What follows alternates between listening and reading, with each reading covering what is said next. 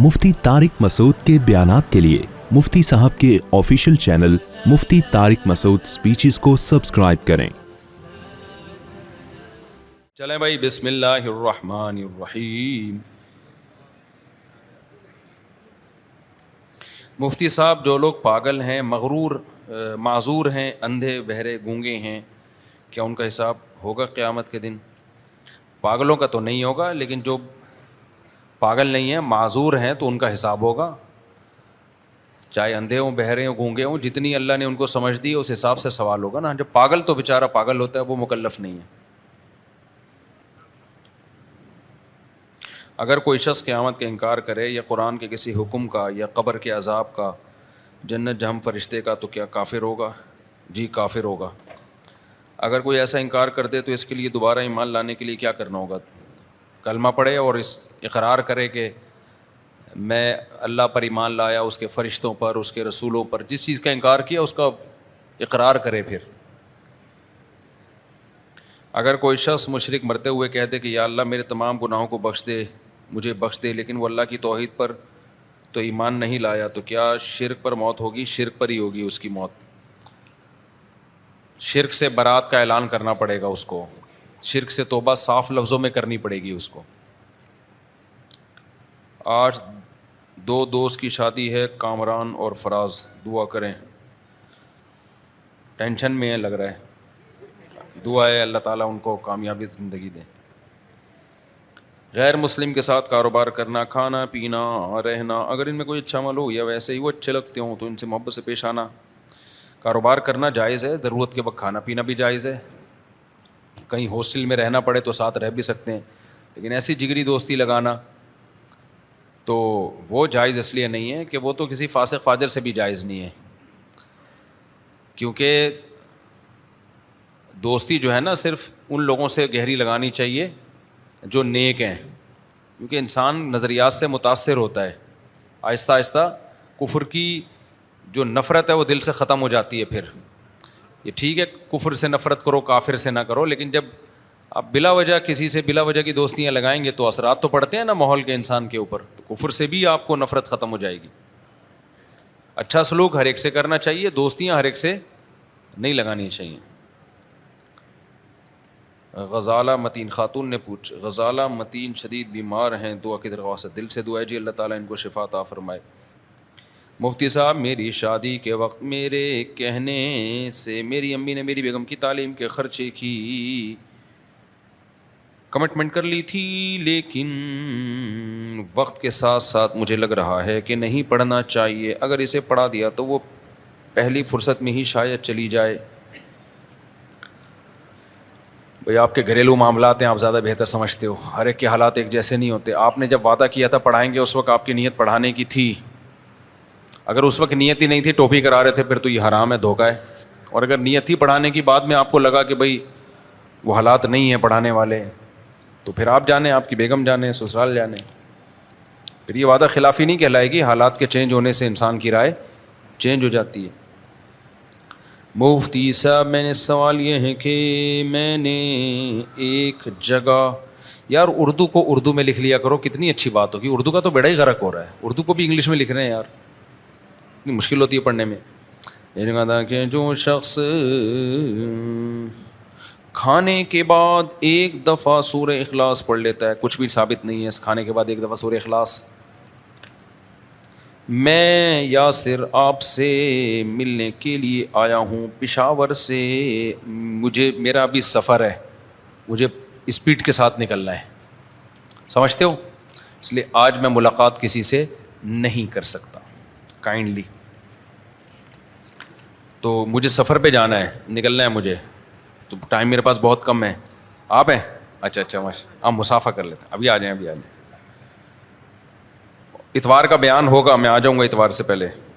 मेरा नाम मोहम्मद फैयाज़ है, मेरा तल्लुक़ वज़ीरिस्तान से है। मैं स्पेशली KPK से सिर्फ़ और सिर्फ आपसे मिलने के लिए आया हूँ। वो तो मिल लिया मेरा ख्याल है। वालेकुम अस्सलाम, क्या हाल है? अंडी वालान खा दे, दिगत नगत खोलती कड़े, टोल खा दे।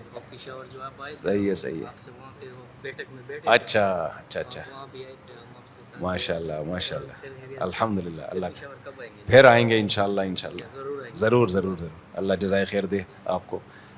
اسلام وزیرستان اسٹیشن ماشاء اللہ سب سیٹ چل رہا ہے وزیرستان میں, ٹول کھادے چلے. اللہ جزائے خیر دے. جلدی سے لے لیں جلدی سے. چلو بھائی.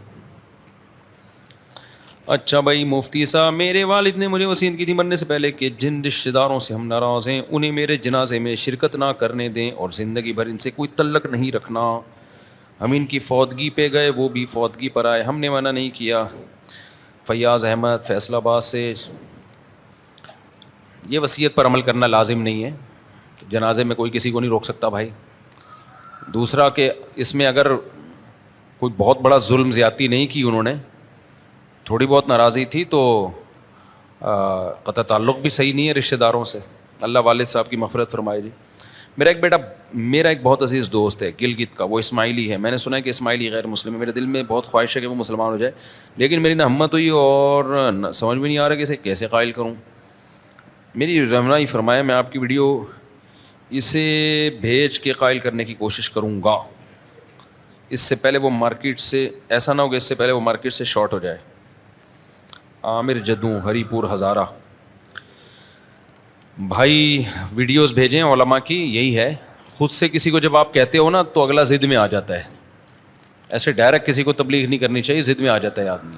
بیانات بھیجیں علماء کے. بہت سے اسماعیلی مسلمان ہو چکے ہیں, ان سے دوستی کرا دیں. اچھا بھائی جلدی جلدی. قلم اور ڈائری سے کیسے پلاننگ کریں اگر کوئی ہدف بناتا ہے؟ مثال کے طور پر ہدف یہ بنایا کہ گاڑی لینی ہے. ابے ہدف تم ہی غلط بنا رہے ہو, گاڑی لینی ہے میں نے, یہ کوئی ہدف ہے؟ یہ پلاننگ کرنی ہے تو رہنے دو بھائی, ڈائری وائری خام خواہ میں ضائع ہوگی. آپ یہ پلاننگ کرو کہ میں نے کیسے اسٹیبل ہونا ہے, اپنے پاؤں پہ کیسے کھڑے ہونا ہے. اس کے بعد پھر آدمی سوچتا ہے جب پیسے آتے ہیں تو کیا کروں, گاڑی خریدوں یا رکشا خریدوں, کیا خریدوں میں. پہلے سے ہی گاڑی کو پلاننگ کا حصہ بناؤ گے, یہ تو بیوقوفوں والی پلاننگ ہو گئی. نہیں بات تو نہ ہوئی ہے. تو اصل جو پلاننگ کرنی ہے, گاڑی کیوں لے رہے ہو آج کل؟ اگر پیسہ ہے تو ٹیکسی سستی پڑتی ہے, پیسہ نہیں ہے تو گاڑی کہاں سے لے رہے ہو پھر, سمجھ رہے ہو؟ تو پہلے تو یہ پلاننگ بناؤ گاڑی لے کیوں رہا ہوں میں. مجھے تو ضرورت تھی گارڈ کے لیے, گارڈوں کو میں کہاں موٹر سائیکل پہ بٹھا کے لے جاتا. یا ویسے بھی آدمی کو اچھا ہوتا ہے ذرا کپڑے میلے ویلے نہیں ہوتے, بائکوں میں گرنے مرنے کا خطرہ بہت ہوتا ہے. تو آپ جو پلاننگ بناؤ گے گاڑی خریدنے کی نہیں بناؤ, آپ پلاننگ بناؤ کہ میں اگر غریب ہوں تو میں معاشی لحاظ سے بھی اپنے آپ کو میں نے اسٹیبل کرنا ہے. اور وہ تو پلاننگ کا لازمی حصہ ہے نا. ہر آدمی کو چاہیے نا کہ وہ کوشش کرے کہ بھائی میں میرے مالی حالات زیادہ اچھے ہو جائیں. اس کو مسلط نہیں کر لینا سر کے اوپر, لیکن پلاننگ تو کرنی چاہیے. معاشی حالات آپ کے اچھے حالات ہوں گے تو ملک کے اچھے ہوں گے, ملک کے ہوں گے اسلام کے حالات, مسلمانوں کے حالات اچھے ہوں گے. تو یہ تو پلاننگ کا حصہ ہے. جب معاشی حالات اچھے ہو جائیں گے تو پھر گاڑی واڑی تو آ ہی جاتی ہے خود بخود ہی. ابھی پلاننگ کر کے نہ جو پیسہ کمانے میں ٹائم لگانا تھا وہ گاڑی کی پلاننگ میں لگا دو گے ٹائم. تو یہ پلاننگ کا طریقہ ہی ٹھیک نہیں ہے. اچھا یہ جو میں نے ابھی بیان میں بتایا ہے نا کہ پلاننگ کریں, تو یہ خوب سمجھ لیں پلاننگ کے بعد 100% رزلٹ نہیں آئے گا. جیسے میرے بہت سارے کام تھے تو پچھلی دفعہ میں نے پچھلے ہفتے کیا کیا, ڈائری لے کے نا وہ سب کو لکھ کے میں نے کہا یار اس ہفتے میں نے یہ کاموں کو نمٹانا ہے. تو اس ہفتے جو میں نے کام نمٹانے تھے ان میں 90% ہو گئے, 10% رہ گئے. تو یہ ٹینشن لینے کا نہیں ہے. آدمی کہا بھائی ہوا ہی نہیں, کیا فائدہ, جو میں نے ایم تھا میرا وہ تو گول تک تو میں پہنچا ہی نہیں. تو بھائی 90% بھی اسی وجہ سے ہو گیا کہ ایک پلاننگ کر لی تھی, ورنہ 1% بھی نہیں ہوتا. تو ضروری نہیں ہے کہ آپ پلاننگ کرو تو رزلٹ 100% اس کا پورا ہے. 90% بھی آ جائے, کوشش 100% کی کرنی ہے تو 90% بھی آ جائے بہت ہے. جو 10% رہ گیا اس کے دوبارہ پلاننگ کر لو. اب میں جو اس ہفتے جو میں نے کام کمپلیٹ کرنے تھے وہ 90%, بلکہ 90 بھی نہیں 95% ہو گئے, 5% رہ گئے. اس میں ہو سکتا ہے میری سستی کا دخل ہو, سستی کی وجہ سے رہ گئے ہوں, وہ کوئی ٹائم میں نے کہیں ویسٹ کر دیا ہو. تو 5% کے لیے دوبارہ پلاننگ کر لو بھائی, اس کو 2 دن میں نہیں مٹا دینا ہے, ٹھیک ہے نا. تو یہ کوئی بات یہ ہے کہ پلاننگ تو کرو نا, ورنہ جب پلاننگ کے بغیر ہوگا تو 5% بھی نہیں ہوگا کام, سوچتا ہی رہے گا اور مر جائے گا. فرشتہ آئے گا, بولے گا چل بھائی پتلی گلی سے نکل. آدمی کہے گا بھائی ابھی تو میں نے مرغیوں کو انڈوں پہ بٹھانا ہے, ابھی تو میں نے جو ہے وہ کتا نکال کے بکری پال لی ہے اس کی جگہ, ابھی تو میں نے انگلش سیکھنی ہے, ابھی تو میں نے بزنس. فرشتہ کہے گا پتلی گلی سے نکل, صحیح ہے نا, مرے گا اب تو, شوگر سے مرے گا. آپ کا ابھی تو اصل میں کولڈ ڈرنک چھوڑنی تھی. آپ دیکھو میں ایک واقعہ سناتا ہوں, اس سے بات سمجھ میں آئے گی آپ کی. فرعون جو تھا نا, فرعون, اس کو موسیٰ علیہ السلام نے کئی سال بہت زیادہ سمجھایا کہ نہیں سمجھایا. فرعون کی کھوپڑی میں بات نہیں آئی. موسیٰ علیہ السلام نے بتایا تیری حکومت تجھ سے چھن جائے گی, نہیں تو مرے گا نا ایک دن, تو کیوں چند ٹکوں کی خاطر اللہ کا انکار کر رہا ہے. فرعون کی کھوپڑی میں بات نہیں آ رہی, دولت کے نشے میں, حکومت کے نشے میں. لیکن آپ کو پتہ ہے جب فرعون ڈوبنے لگا تھا تو فرعون نے صرف اتنا نہیں کہا کہ میں اللہ رسول پہ, اللہ اور موسیٰ پہ ایمان لایا, نہ, فرعون نے کہا انہو ضمیر قصہ کہلاتی ہے, ضمیر شان. بات یہ ہے کہ آمنتو انہ لا الہ الا الذی آمنت بہ بنو اسرائیل. بات یہ ہے کہ میں اس اللہ پر ایمان لایا جو بنی اسرائیل کا رب ہے.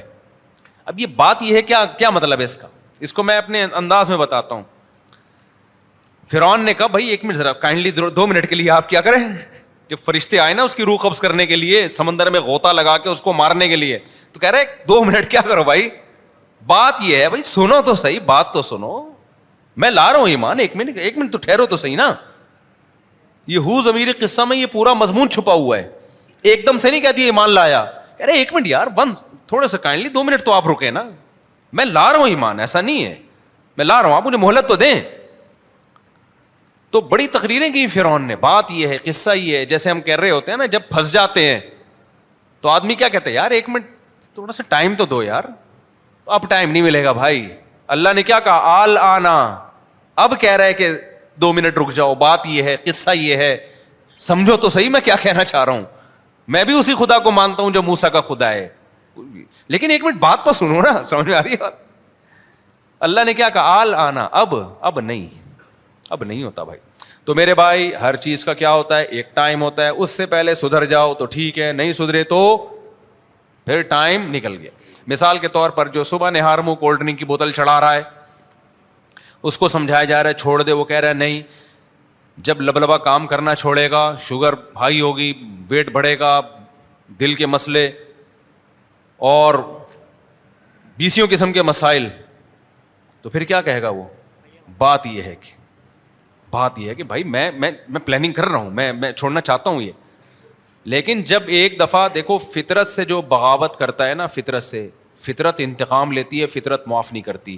بڑی پیاری بات ہے, سمجھ لینا, میں بار بار بتاتا رہتا ہوں کہ آپ اللہ کے حکم کی خلاف ورزی کہیں کر لو, توبہ سے گناہ معاف ہو جائے گا.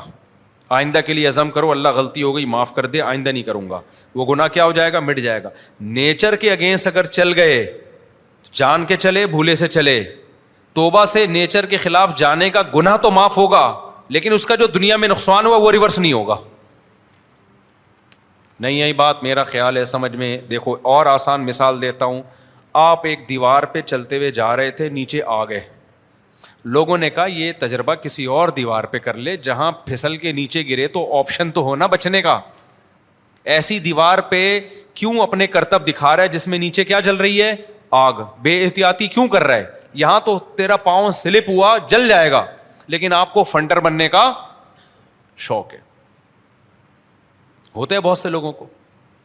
ایک صاحب ویلی لگا رہے تھے فنٹر بننے کے لیے, میرے سامنے گرے اور اس کے بعد انا للہ ہو گیا ان کا. تو اب کیا ہے کہ جی آپ جاتے ہیں اور آپ کا پاؤں سلپ ہو گیا, دیوار بہت اونچی تھی, آپ کو راستے میں خیال آیا کہ میں نے گناہ کیا ہے. گناہ کیا کہ نہیں کیا, آخرت میں سزا ملے گی اس گناہ کی. راستے میں آپ نے توبہ کر لی آگ تک پہنچنے سے پہلے, اے اللہ میں نے بے احتیاطی کی, مجھ سے غلطی ہو گئی, معاف کر دے, آئندہ میں یہ بے احتیاطی نہیں کروں گا. دل سے توبہ کی آپ نے, تو آپ نے اللہ کے حکم کی نافرمانی کی تھی, سچی توبہ کر لی, نیچے گرنے پہنچنے سے پہلے سیکنڈوں کے اندر آپ کا وہ گناہ کیا ہو گیا, بولو معاف. لیکن کیا آپ وہاں سے ریورس دوبارہ دیوار پہ چلے جائیں گے؟ بھئی اللہ کہے گا اے میرے بندے میں نے تیرے گناہ کو معاف کر دیا, اب تجھے خودکشی کا گناہ نہیں ملے گا, تو نے چونکہ مرنے سے پہلے توبہ کر لی ہے, اب تجھے خودکشی کا گناہ نہیں ملے گا. تو تو آپ نے اللہ میاں سے کہا اللہ ٹھیک ہے اب تو نے میرے گناہ کو معاف کر دیا, اب ایسا کر مجھے واپس ریورس کر دے, آدھا پہنچا ابھی تھوڑا ٹائم, نیچے پہنچنے میں تھوڑا ٹائم باقی ہے, واپس لے جا. اللہ لے جائے گا؟ اللہ کہے گا نہیں بھائی, فطرت کے اصول جو دنیا میں ہیں وہ چینج نہیں ہوتے, معجزے کبھی کبھار ہی ہوتے ہیں, لاکھوں میں کوئی ایک دفعہ. جیسے ابراہیم علیہ السلام کو آگ میں ڈالا تو اللہ نے بچا لیا, اب یہ تھوڑی کہ جو بھی آگ میں گرے گا بچ جائے گا. تو ونس اپون اے ٹائم ایسا ہوا تھا کہ بغیر باپ کے اللہ نے حضرت عیسیٰ کو پیدا کر دیا. اب آپ کہو کہ میں بغیر شادی کے میرے بچہ پیدا ہو جائے, ایسا نہیں ہوتا بھائی. تو ونس اپون اے ٹائم تو بہت کچھ ہوا ہے, نارملی ایسا نہیں ہوتا. تو آپ کی توبہ تو قبول ہو جائے گی, لیکن آپ آگ میں گریں گے, چیخیں گے, چلائیں گے, جسم جلے گا.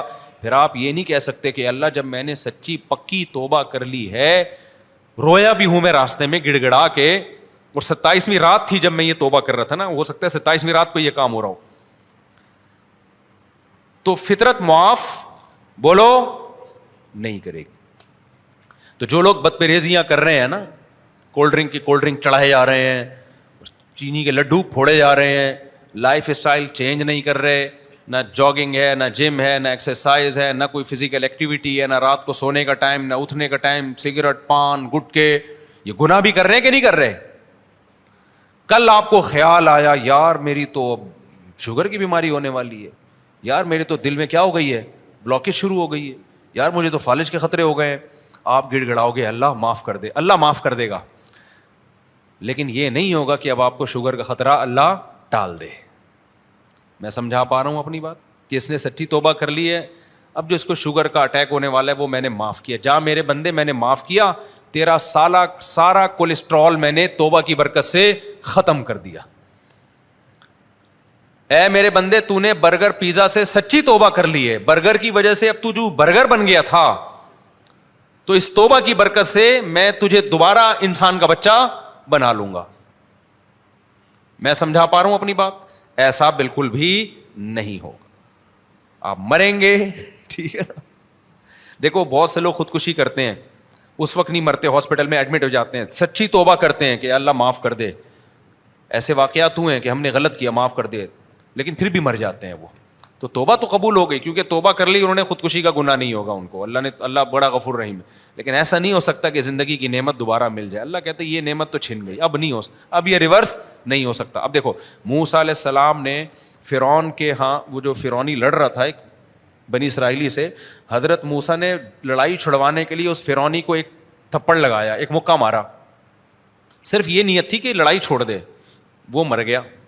حضرت موسیٰ نے اللہ سے توبہ استغفار کی, اللہ معاف کر دے, یہ مجھ سے غلطی ہو گئی ہے, میرا بندہ مارنے کا ارادہ نہیں تھا. پکی توبہ کی موسیٰ علیہ السلام نے کہ تو قتل ہو گیا مجھ سے, اس کی اتنی بڑی غلطی تھوڑی کہ اس کو مار دیا, پھڈا کر رہا ہے بھائی, کوئی اسلحے کے بغیر ہاتھا پائی ہو رہی ہے. حضرت موسیٰ کو پتا نہیں تھا کہ میرے تھپڑ میں اتنی طاقت ہے کہ بندہ ہی مر جائے گا. تو اللہ نے آپ کی توبہ بھی قبول کر لی, لیکن کیا بندہ زندہ ہو گیا؟ اس کے جو سائیڈ افیکٹ تھے کہ قتل کا کیس چلا, حضرت موسیٰ کو مصر چھوڑنا پڑا, وہ جو سائیڈ افیکٹ تھے وہ تو بہرحال ظاہر ہوئے نا. اب اللہ نے ایک طرف موسیٰ کو تسلی بھی دے دی, قال رب اغفر لی, اے اللہ مجھے معاف کر دے. اللہ کہتے ہیں فغفر اللہ, میں نے معاف کر دیا. حضرت موسیٰ کو تسلی ڈال دی, معاف ہو گیا ہے. آگے اگلے دن رپورٹ آئی ہے, بھائی آپ کو تو حکومت کے بندے تلاش کر رہے ہیں, آپ کو تو قتل کیا جائے گا, آپ نے بندہ مارا ہے ریاست میں, آپ کو تو قتل کیا جائے گا. حضرت موسیٰ کتنی ٹینشن میں آ گئے, مصر چھوڑنا پڑا, پریشان تھے, جاؤں کہاں پہ میں. اب موسیٰ علیہ السلام یہ اللہ سے شکایت نہیں کی کہ اللہ تو نے تو میرا گناہ معاف کر دی, میری غلطی جو ہی معاف کر دی ہے, تو پھر یہ ٹینشن کس بات کی, صحیح طرح معاف کر رہے ہیں تو معاف کر بھائی, یہ کیا بات ہے. ابے سمجھ میں آ رہا ہے کہ نہیں آ رہا ہے؟ اللہ ذرا معاف کرنا تو صحیح طرح سے معاف کرنا. ٹینشنیں تو آنا شروع ہو گئی, اب مجھے یہاں سے نکلنا بھی ہے, میں کہاں جاؤں, نہ روزگار ہے میرے پاس, نہ کوئی سواری ہے میرے پاس, تو راستے کا بھی نہیں پتا. کس قدر ٹینشن میں, وہاں جا کے 10 سال پھر بکریاں چرا کے گزارا کیا موسیٰ علیہ السلام نے. تو پھر جب آئے ہیں, نبوت ملی ہے, فرعون کے پاس جاؤ, تو موسیٰ علیہ السلام کو یہی خطرہ تھا, وہ تو مجھے قتل کر دے گا. تو مسلسل ٹینشنیں تھیں کہ نہیں تھیں؟ وجہ اس کی یہ کہ دنیا دار الاسباب ہے, یہاں کوئی سبب نقصان کا آپ جان کر اختیار کریں یا بھولے سے کریں, اس کا رزلٹ 100% نکلے گا. تو یاد رکھو, اگر آپ نے لائف اسٹائل چینج نہیں کیا, رات کو پوستیوں کی طرح 4 بجے جا کے سوئے اور 1 بجے جا کے آپ اٹھ رہے ہیں پوستیوں کی طرح, 2 بجے ناشتہ ہو رہا ہے آپ کا, پھر ناشتے میں بھی پھوڑے جا رہے ہیں پراٹھے بھی, اور وہ جو پوریاں اور حلوے اور مانڈے, اور اس کے بعد رات کو 2:30 بجے آپ برگر کھا کے سو رہے ہیں. تو آپ کو ایک دن احساس ہو گیا, لیکن احساس 25 سال کے بعد جا کے آپ کو احساس ہوا. تو آپ 27ویں رات میں اللہ کے سامنے گڑ گڑا رہے ہو, تو اللہ یہ گناہ معاف کر دے گا جو آپ نے صحت کا بیڑا غرق کیا ہے. لیکن ایسا نہیں ہوگا 27ویں رات کی برکت سے آپ کے جو کولیسٹرول 600 تک پہنچا ہوا تھا وہ رات کو توبہ کی برکت سے دوبارہ 200 پہ آ جائے. اللہ کہے گا اب تو مرے گا. ٹھیک ہے, میں نے موسیٰ کی توبہ قبول کر کے بندہ زندہ نہیں کیا, تو کس کھیت کی مولی ہے؟ موسیٰ تو کلیم اللہ تھے. چھوڑو یار, جیسے چل رہے ہو ویسے چلتے رہو بھائی. تو میں آپ کو یہ بتا رہا ہوں کہ ابھی انسان کے بچے بن جاؤ, آپ کے پاس زیادہ ٹائم ہے نہیں. فطرت انتقام لیتی ہے, بہت زور زور سے تھپیڑے مارتی ہے, ایسا اور اس میں نیک برے سب برابر ہیں. فطرت کسی کو معاف نہیں کرتی ہے, تہجد گزار ہے, مولوی ہے, بزرگ ہے, عالم ہے, کیا ہے. تو اس لیے ہم فطرت سے بغاوت کر رہے ہیں یار, ہم پاگل ہیں یار. تو اس سے بڑا پاگل دنیا میں کون ہوگا جو نیچر سے بغاوت کر رہے ہیں. نہ کوئی پلاننگ کر رہے ہو, نہ کھانے کی پلاننگ ہے, نہ اپنی برائیوں کو چھڑوانے کی پلاننگ ہے, نہ جو ہے آپ کے اندر کوئی گناہ کی لت پڑ گئی ہے اس کو چھوڑنے کی کوئی پلاننگ نہیں ہے. تو پھر تو مرے ہوگے ایک دن, پھر رگڑتے رہو گے ایڑیاں. توبہ, اللہ گناہ, ایک تو پہلی بات جو گناہوں میں مست ہو جاتے ہیں توبہ کی توفیق بھی نہیں ملتی ان کو. پہلا نقصان یہ, توبہ کر بھی لوگے تو وہ جو نقصان ہو گیا اس کی تلافی نہیں ہوگی, اس کی تلافی نہیں ہو سکتی وہ. تو یہ بڑے مسائل ہیں. اس لیے انسان کے بچے ہم سب کو پہلے ہی بن جانا چاہیے. ماں باپ کو حج کروانا ضروری ہے یا ایک مالی خدمت کرنا, ان کی مالی خدمت زیادہ ضروری ہے؟ اگر ان کو مالی خدمت کی ضرورت ہے حج سے زیادہ علاج کے لیے, اور کوئی مناسب گھر چاہیے جہاں وہ سکون سے زندگی گزار سکیں, تو پھر حج پہ ان چیزوں کو ترجیح دینی چاہیے. حج کرا دیا, اس کے بعد کھانے کو روٹی ہے نہیں ان کے پاس, علاج کے پیسے نہیں ہیں, وہ یہ فطرت سے بغاوت ہو جائے گی نا.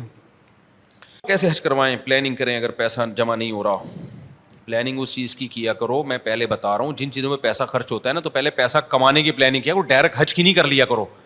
مثال کے طور پر آپ نے حج کی پلاننگ کر لی, پیسہ ہے نہیں آپ کے پاس, پھر آپ نے اس میں کہا اتنے پیسے کماؤں گا, 10-15 لاکھ کما لیے, تو 10-15 لاکھ کما کے آپ ایک دم حج پہ لگا دیے, تو آپ کی تو پھر ساری زندگی مسائل میں گری رہے گی. تو پہلے آپ اسٹیبل ہو جاؤ, اس کے بعد پھر آپ نے یہ کرنا ہے کہ اب میں نے حج کرانا ہے یا گاڑی خریدنی ہے یا کیا, اس کے بعد آپ صحیح فیصلہ کر پاؤ گے. آپ سمجھتے ہو کہ نہیں سمجھتے؟ ہاں, جس کے پاس پیسہ ہے وہ حج کی پلاننگ کرے, پیسہ نہیں ہے تو پہلے پیسے کی پلاننگ کرو, اس کے بعد پھر آپ فیصلہ کر پاؤ گے کہ حج زیادہ امپورٹنٹ ہے یا گھر زیادہ امپورٹنٹ ہے یا صحت زیادہ امپورٹنٹ ہے یا اس پیسے کو کاروبار میں لگانا زیادہ امپورٹنٹ ہے. اگر حج فرض ہو جائے پھر تو فرض ہی پہلے ادا کرنا ہے, فرض نہ ہو تو اس کی بات کر رہا ہوں میں. اور اگر پیسہ ہے پھر حج کی پلاننگ کرو. موتی سے کہتے ہیں عتیق الرحمان, کیا لکھا ہے بھائی جان؟ پنجاب ضلع گجرات سے ہوں, مصافہ کی اجازت, ہول سیل کے حساب سے سب کو مصافہ. جی دیکھیں, حرام تو اس کو کہتے ہیں جو قطعی دلیل سے ثابت ہو, یعنی قرآن اور حدیث میں بالکل 2 اور 2 4 کی طرح واضح تعلیمات ہوں, یقینی. اور ناجائز کا لفظ تھوڑا ہلکا ہے, خبر واحد میں اس کی حرمت ہوگی یا اجتہاد سے اس کو کہا ہوگا. یہ ایک لمبا ٹاپک ہے, تو اس پہ تو بہت لمبی پوری ایک تقریر کرنی پڑے گی. باقی اسلامک بینکنگ جائز ہے, ہم نے اس کو پڑھا ہے. جو لوگ کہتے ہیں نا یہ ناجائز ہے, عام طور پہ بہت سے ایسے اسکالرز آ رہے ہیں کہ مفتی تقی صاحب نے سود کو حلال کر دیا. ان بیچاروں کو سود کی الف بے بھی پتہ نہیں ہوتی, نہ انہوں نے پڑھا ہے. تو ہمیں تو کوئی اسلامی بینکوں سے نہ کوئی کمیشن ملتا ہے, نہ میری وہاں جاب ہے. یہ الزام بھی لگاتے رہتے ہیں کہ انہوں نے سود کو جو ہے نا نام بدل کے حلال کر دیا, حالانکہ ایسا نہیں ہے. اسلامک بینکنگ میں سود نہیں ہے. 6 قسم کے عقود ہیں جن کا سود سے کوئی تعلق نہیں ہے. تو یہ جائز ہے اسلامک بینکنگ سے معاملات کرنا. جو جس کی فیلڈ ہو نا اسی سے پوچھنا چاہیے.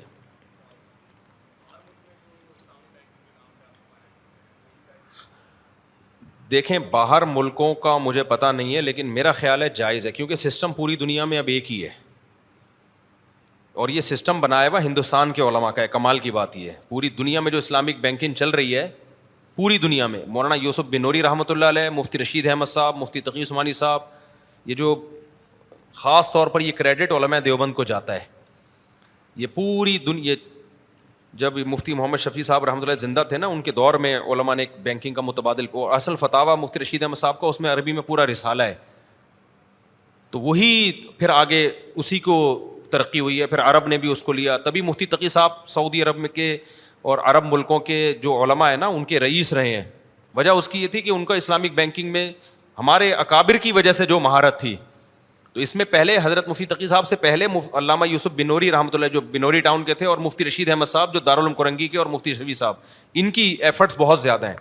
وہ سسٹم ہے جو علماء نے ایک تیار کیا تھا.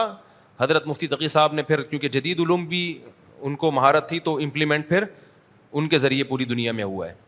تو یہ بہت بڑا علمی کام ہے جو بر صغیر کے علماء سے اللہ نے لیا ہے. پھر آگے پھر اس میں عرب آئے، تو اب سعودی عرب سے بھی کتابیں چھپ رہی ہیں، ملیشیا سے بھی چھپ رہی ہیں، لیکن اس کی بنیاد اور اس کا جو صحرا جاتا ہے نا وہ بر صغیر کے علماء کو جاتا ہے.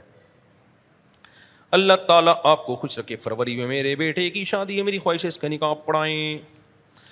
ولی سے رابطہ کریں، جو بھی مجھ سے نکاح پڑھوانا چاہتے ہیں تو ولی سے رابطہ کریں، وہ اس کا نمبر وہاں باہر رکھا ہوا ہے. مفتی صاحب کا ایک فلیٹ، مفتی میرے والد صاحب کا ایک فلیٹ ہے جو کہ میری امی کے نام پر آدھا اور ابو کے نام پر آدھا ہے.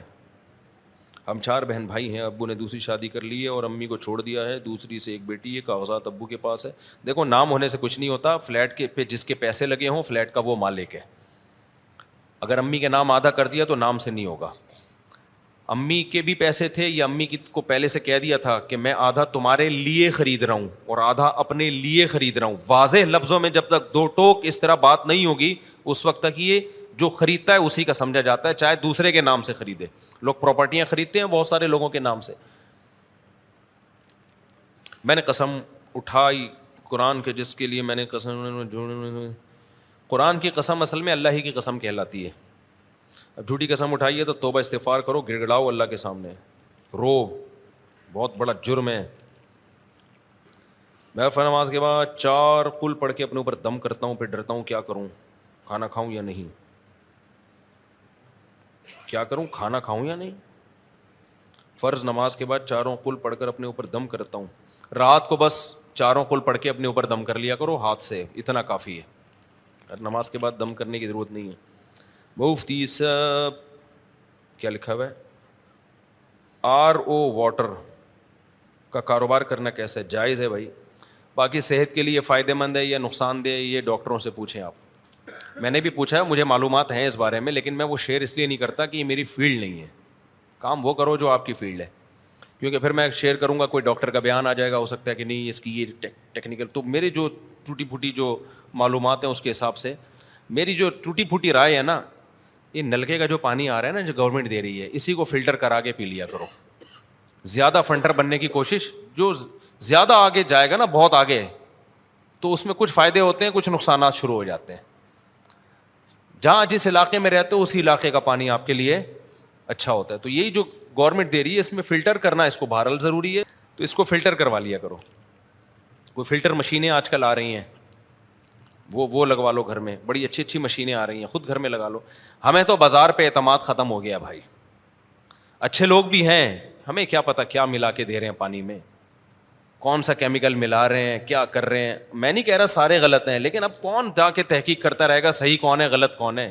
ہر آدمی قسمیں اٹھانے کے لیے تیار ہے. ہر آدمی ایسی باتیں کرتا ہے کہ جیسے میں بکری خریدنے گیا، میں نے ولاگ بھی بنایا، میں ڈالوں گا ولاگ. 4-6 بکریاں ہم نے دیکھی ہیں، اور ایسے مفتی صاحب ہم آپ کو جانتے ہیں بہترین، بعد میں پتہ چلا یہ تو ٹھیک نہیں ہے. ایک تو بکرا میں نے کہا بریڈنگ کے لیے ایک اچھا خاندانی بکرا لے لیتا ہوں. میں نے کہا بھائی مجھے بریڈنگ کے لیے چاہیے، بچے پیدا کروانے کے لیے بکرا چاہیے، تو اچھی نسل کا اونچا. سودا ہوتے ہوتے رہ گیا. ایک اور صاحب آئے، انہوں نے کہا یہ تو بکرا ہی نہیں ہے،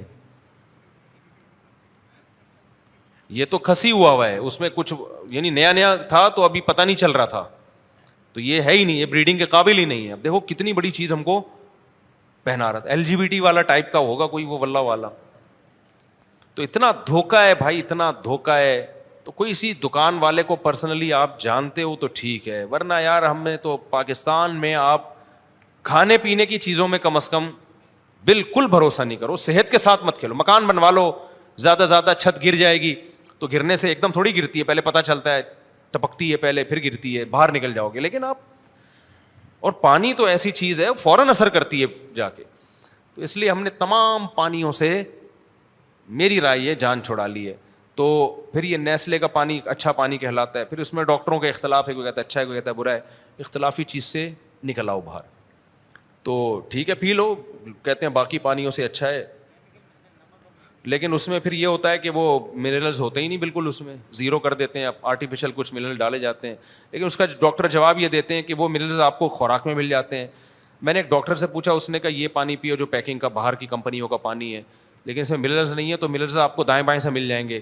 دوسرے ڈاکٹر سے پوچھا, اس نے کہا پانی کے منرلز جو ہیں وہ پانی ہی سے پورے ہوتے ہیں, کہیں اور سے نہیں ہوتے. اب ڈاکٹروں کی رائے میں اختلاف ہے, تو ہم کیا کریں بھائی پھر. تو میں تو یہ نلکے کا پانی فلٹر کر کے, یہ والا نہیں, اپنے گھر میں جو آ رہا ہے وہ تو فلٹر نہیں ہے نا, تو ایک جگہ سے میں لے رہا ہوں جو نلکے ہی کا پانی فلٹر کر کے دیتے ہیں, لیکن فلٹر کے لیے مشینیں جاپان کی لگی ہوئی ہیں ان کے پاس.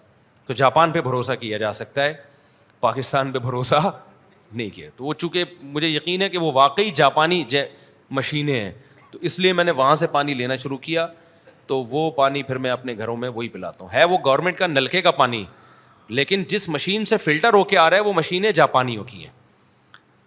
اگر پانی بھی جاپان دے رہا ہوتا تو ہم گورنمنٹ سے پانی نہ لیتے ہیں, تو جاپان سے لیتے ہیں ہم. لیکن جاپان پانی نہیں پہنچا رہا ہے یہاں پہ, وہ مشینیں پہنچا رہا ہے, یہ بھی اس کا ہم پر بہت بڑا احسان ہے. جاپان گڑبڑ نہیں کرتا. آپ کو پتا ہے جاپان میں جو حلال ذبیحہ ہے نا 100% حلال ہے. اسلامی ملکوں میں حلال ذبیحے میں ڈاؤٹ ہوتا ہے بعض دفعہ, پتہ نہیں حلال ہے بھی یا نہیں ہے. لیکن جاپان میں جو مجھے وہاں کے لوگوں نے بتایا, کہہ رہے ہیں یہاں ان لوگوں نے ریسرچ کی, جاپنیز نے, کہ بھائی مسلمان کو جو ہے نا یہ حرام گوشت کھاتے نہیں حلال. تو پوری ریسرچ کرنے کے بعد جو تمام مکاتب فکر میں بالاتفاق حلال تھا نا, وہ والا گوشت انہوں نے وہاں پرووائڈ کیا. انہوں نے کہا جاپان میں اگر اسٹیمپ لگ گئی نا حلال, تو اس کا مطلب کیا ہے, واقعی حلال ہے. پاکستان میں اسٹیمپ لگی, سعودیہ میں لگی, دبئی میں لگی, کوئی بھروسہ نہیں ہے, کیونکہ یہاں حلال کی اسٹیمپ بھی بن جاتی ہے. لوگوں نے فیکٹریاں لگائی ہوئی حلال کی اسٹیمپ, ٹپ ٹپ ٹپ. ایسی چیزوں پہ بھی حلال لکھا ہوتا ہے جس میں حلال حرام کا کوئی مسئلہ ہی نہیں ہے. کنگا حلال, ٹھیک ہے نا, اس پہ بھی حلال لکھا ہوا ہوگا. چشمہ ہے نا حلال. میں سے تشریف لائے ہوں بھائی, لاس اینجلس سے آپ تشریف لائے ہیں, آپ کی بڑی آپ آئے ہیں نا, آپ سے تو مسافہ ہو گیا ماشاء اللہ, دوبارہ سے اس پرچی کی وجہ سے. پھر کبھی ملیں گے انشاءاللہ. امریکہ ہم انشاءاللہ تشریف لائیں گے کسی نہ کسی دن, اللہ نے جلدی سے. ہاں بیان ہوگا انشاءاللہ. کیا بول رہا بھائی, آپ نے بات کرنی ہے, وہ عثمان میرے اسسٹنٹ ہیں, ان سے رابطہ. اب سیٹ ہو جائے گا انشاءاللہ. پھر بھی نہ ہو تو پھر مجھے ڈائریکٹ بتا دیں.